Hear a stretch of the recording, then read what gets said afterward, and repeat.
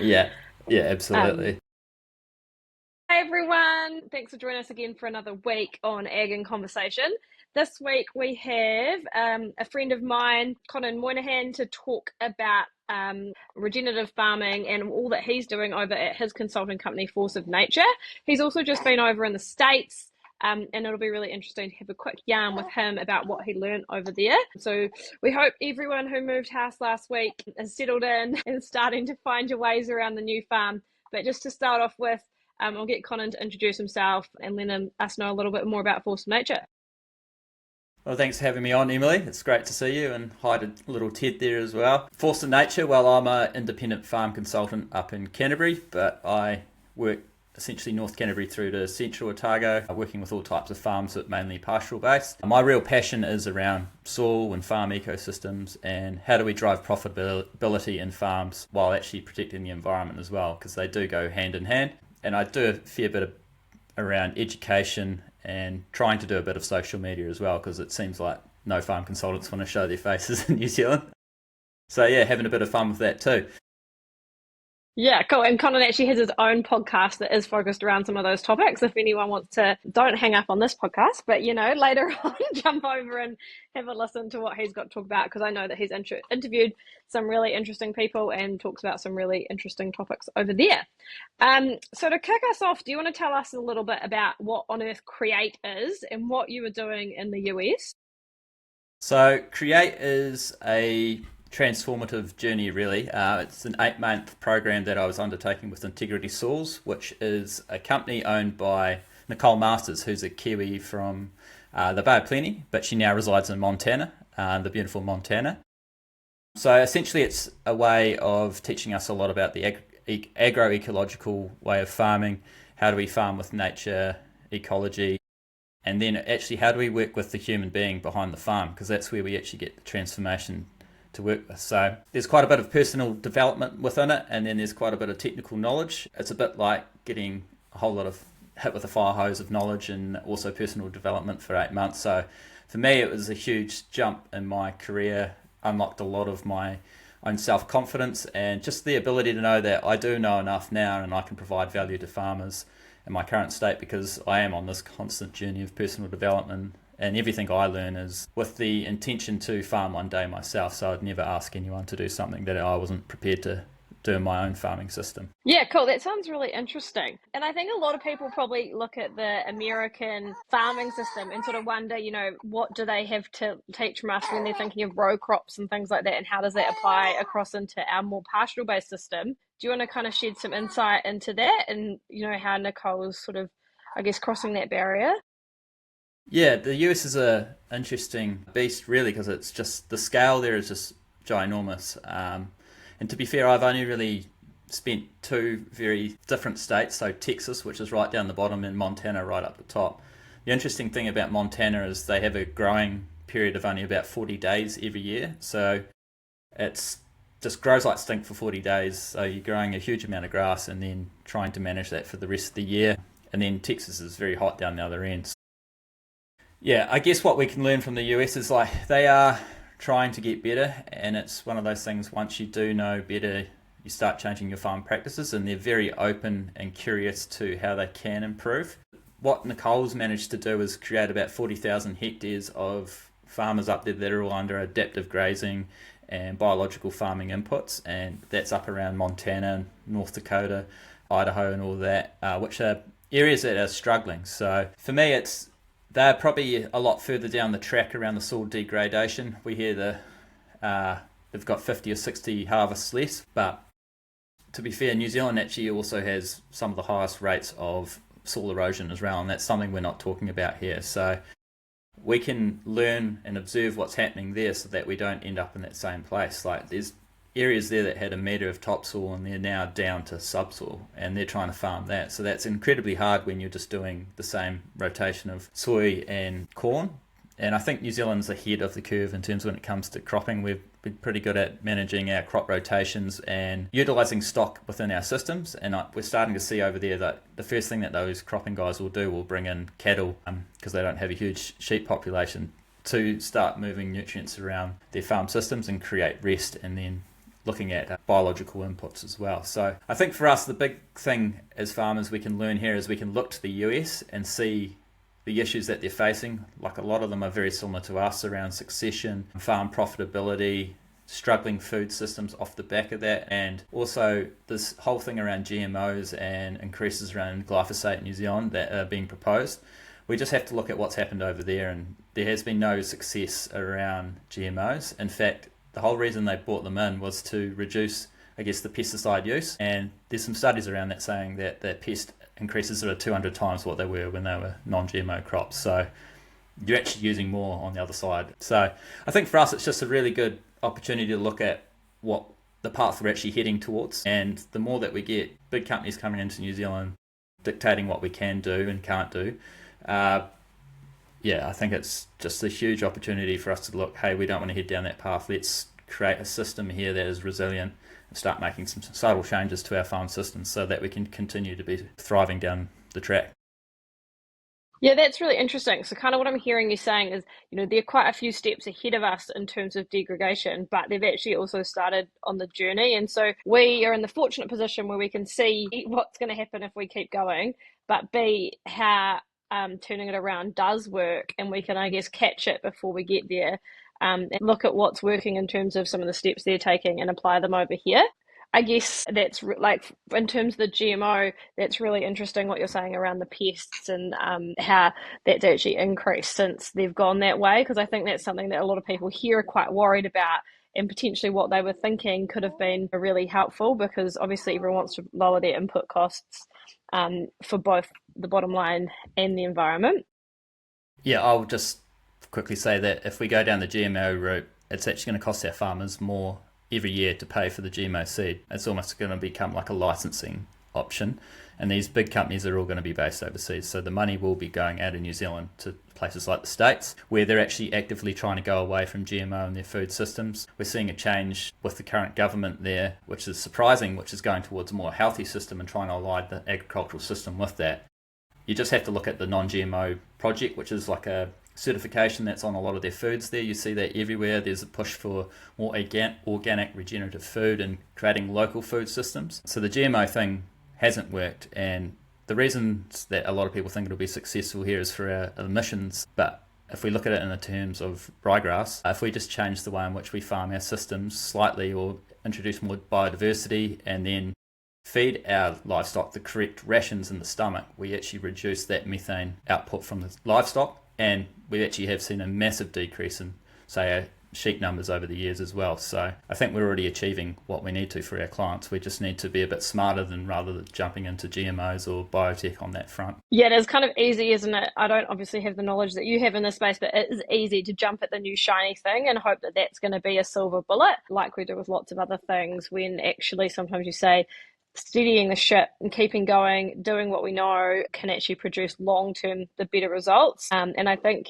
when we talked about GMOs a wee while ago now, we did talk a lot about the unknown consequences, and unintended consequences. And it sounds like, the US are experiencing a lot of those, and that's what you're seeing through some of your learnings and travels that are quite concerning as well, and perhaps something that we really need to consider. And I guess the key thing here is, even if the government legislates that we can use them, doesn't mean we have to put them on our farms. So we can still choose not to do that, and have, different options, because, they can't tell us what to do on farm. So I think that even if it does get legislated, all is not lost. Farmers can make their own decisions, and people like yourself can still be advocating to farmers for different ways of doing things and helping farmers with making the best choices with what they've got and the resources that are available.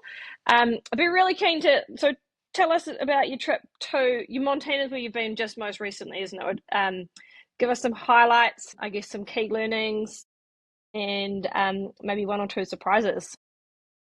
So Montana, I was there a couple of weeks ago, which was the culmination of the Create program. So it was that kind of final box tick for me to sign up for the program, was that I saw it was in Montana. I was like, that's enough reason for me to go. All I could imagine when you said you were going to Montana was you like storming around on Yellowstone.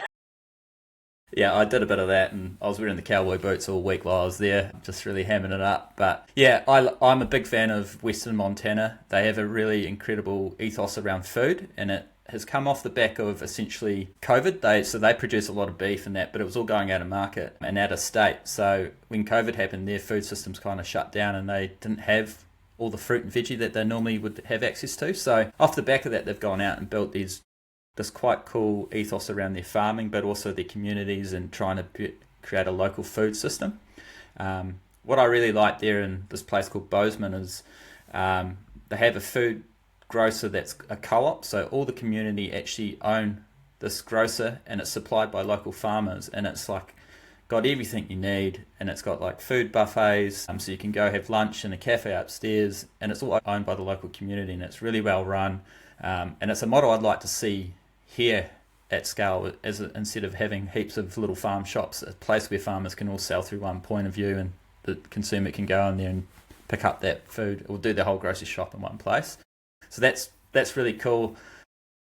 Yeah, just the actual general ranchers and farmers there have just a cool ethos in the way in which they farm and why they do it. Like, ranch we were on originally in the first week for Create, they work with the local wolf population. So instead of trying to exterminate them, they have almost like this unspoken rule between each other, where they have range riders out there trying to protect their cattle, but they also aren't going to go, and if there's wolves in the valley, they're not going to go out there with a helicopter and kill them all, because they're right on the edge of Yellowstone. So they're working with nature and the predators. So since they've started changing the ethos around it, they've actually seen less wolf predation on their calves and their cattle, which has been really interesting. It's quite powerful to see as well, because I think the one night there I woke up hearing wolves, and I was like, I feel like I'm in a movie. But as a farmer on that ranch, I feel like that'd be stress straight away for me.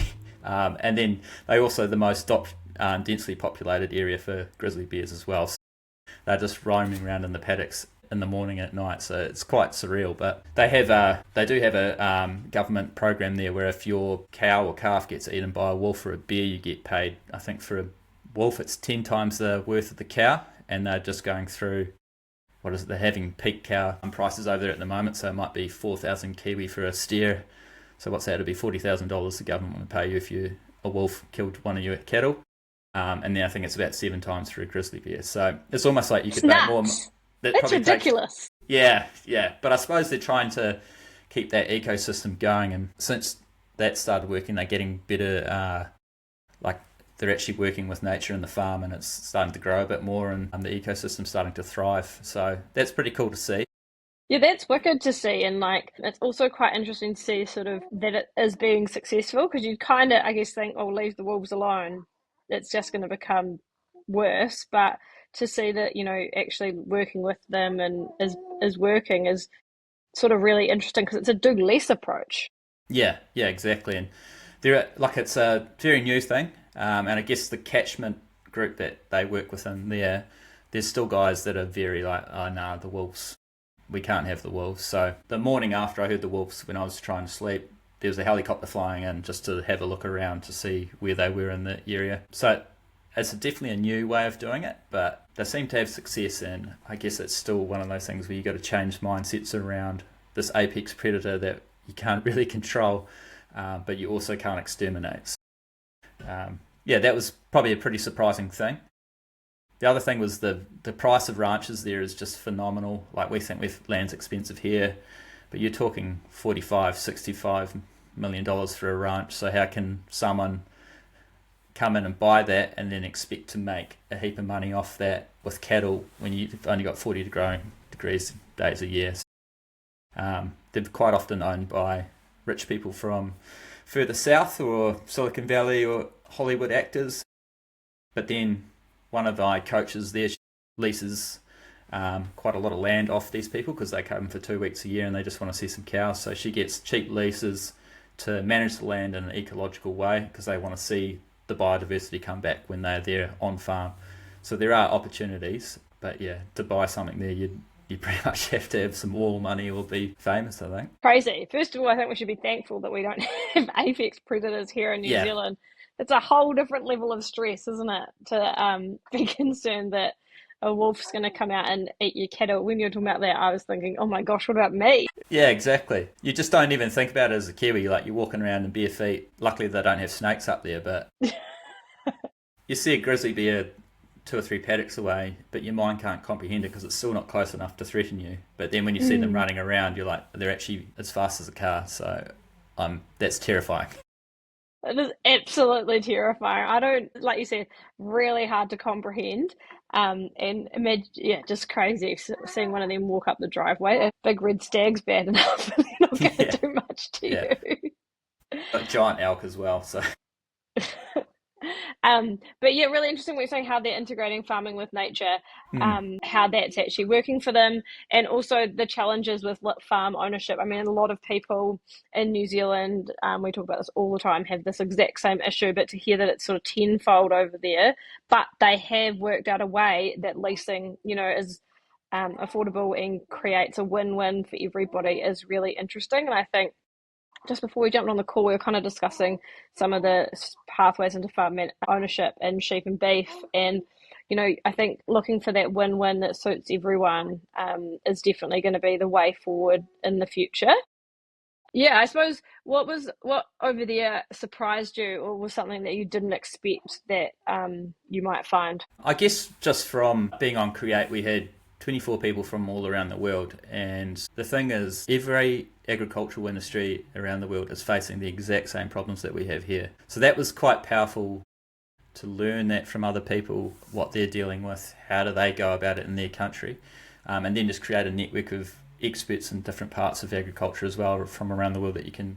So I think that was one really powerful thing that came out of it was like, the issues that we have here are very much similar to what farmers in the UK or Uruguay, the US, Australia are all facing. It's how do we come together and create a network of people who are trying to solve this, and if we do solve it, how do we share that information so we can create that education across the planet so we do have farms that can actually be family farms further and further down the track. Yeah, and I think often we think that we're so unique here that our issues are special. And we learned that with some of the international episodes that we did over the summer that actually most things are connected and we can take a little bit of what's working for everyone and create a solution that is best for New Zealand and it doesn't have to be reinventing the wheel. So that's really interesting that you found the same thing. And how cool to have a program that is global because I mean we met on Kellogg and it was really cool to meet people from around New Zealand, but to have that global network is just next level. So this was actually not meant to be about Create at all, but I guess people are probably a bit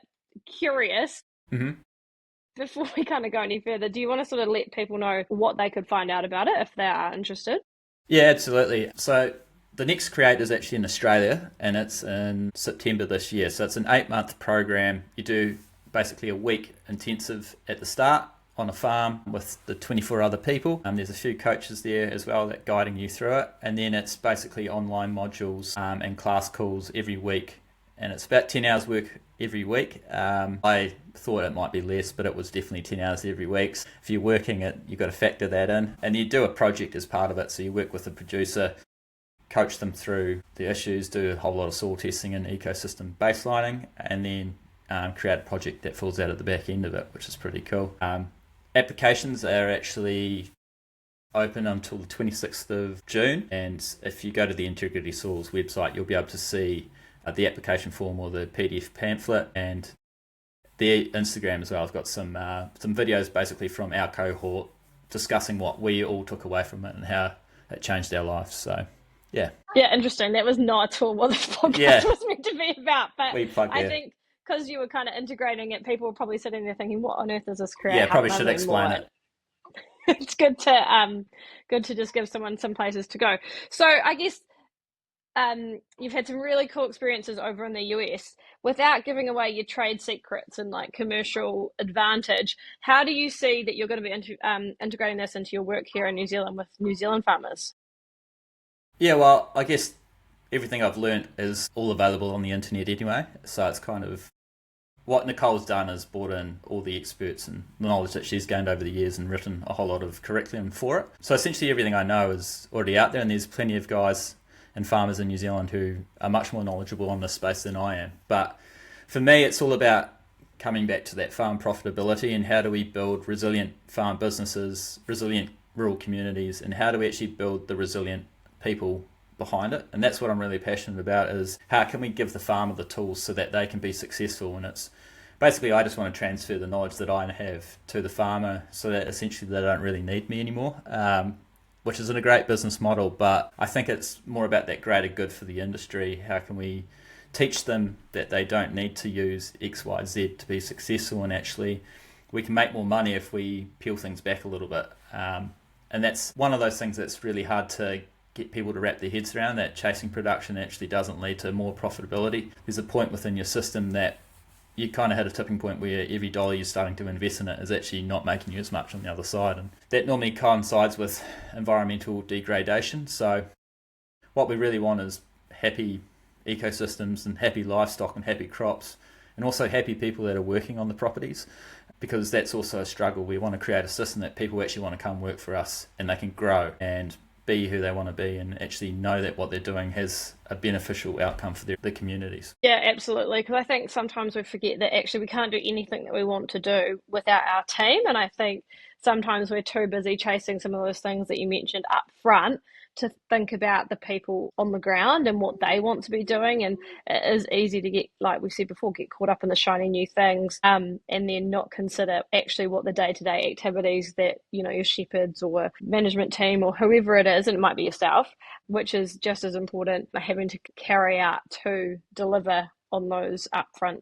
strategic goals. So yeah, that I think that's really key. And I sort of really, I mean, obviously I've got a strategic background as well, and that holistic, all-encompassing way forward, it seems to be really everything you go and do, you're trying to find a different silver bullet or a different methodology, and you keep coming back to the same way, that actually finding that balance point, like you said, for environmental, I was going to say degradation, but you know, where the environment is sustainable and it can keep sustaining what you're doing, and then also people, which I guess, you know, you've talked about community, you've talked about farm team, you've talked about, you know, the business people, where those three are in harmony is actually where you can move forward.